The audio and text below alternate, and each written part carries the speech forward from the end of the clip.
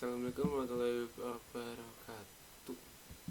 Jadi di video kali ini saya ingin membuat video tutorialnya untuk menghubungkan si front end dan juga back end. Nah, karena kemarin kan sewaktu di kelas kita udah bikin back endnya nih, kita udah bikin back end, terus kita udah bikin juga struct. Ya di sini saya udah bikin struct. Terus kita akan mencoba untuk menghubungkan si back end sama si front endnya, ngambil respon atau isi dari back endnya buat ditampilin di front endnya. Nah di sini mana bentar. Ini kita udah buat juga si front endnya. Si front endnya kita udah buat ini. Nah ini.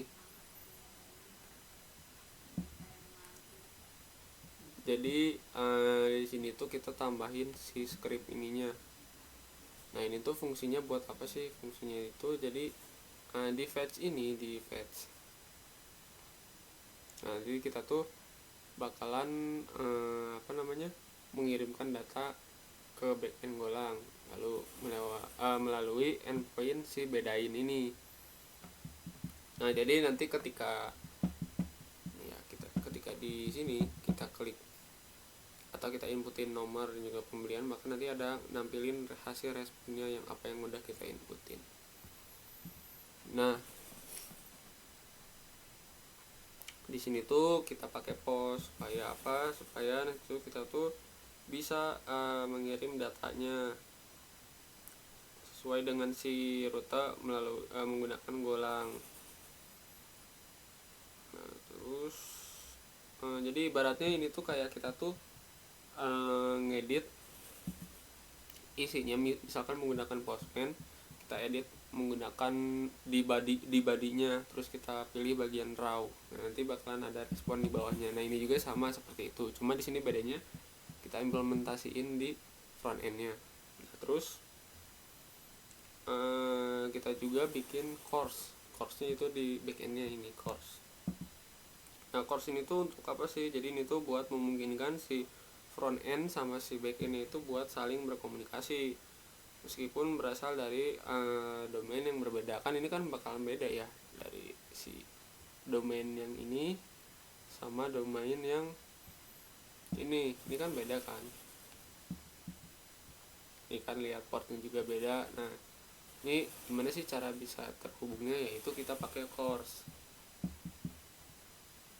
Nah dimana kita tuh ngaktifinnya di sini app. Nah ini nih. Nah di sini konfigurasi course-nya. Jadi kita ngambil dari course.go di sini tuh.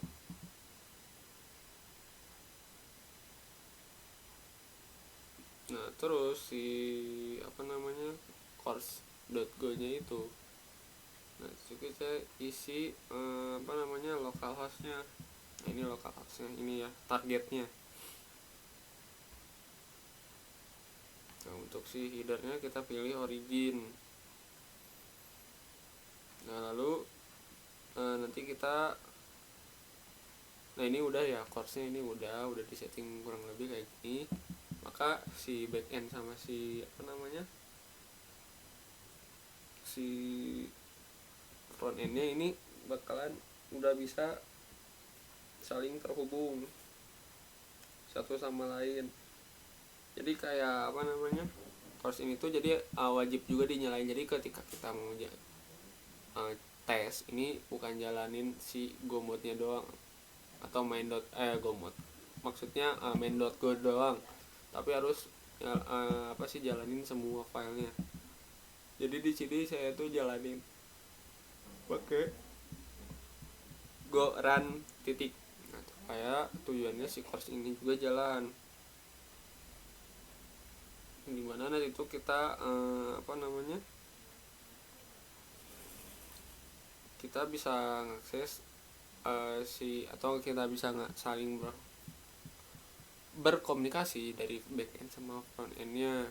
Kalau kita misalkan nggak nyalain semua atau nggak nyalain si course ini, maka nanti bakalan muncul error ya, biasanya kayak access to fetch add titik titik titik bla bla bla bla bla atau has been locked kayak gitu kurang lebih. Nah, karena di sini kita udah bikin, jadi kita tes doang, kita tes di websitenya. Nah ini untuk backendnya kayak gini ya, isi backendnya kurang lebih kayak gini, akan kayak apa ya namanya, bentuknya JSON gini. Nah ini tuh kita bakalan narik ke sini ya, kita tinggal ngambil aja di sini, kita ambil otomatis datanya muncul nih ya, datanya muncul. Nah lain dengan ini, kirim bedain ini buat ngembaliin respon atau kita ngirim respon balik gitu, terus kita tampilin kayak misalkan di sini 12 ini bakso, kita kirim deh.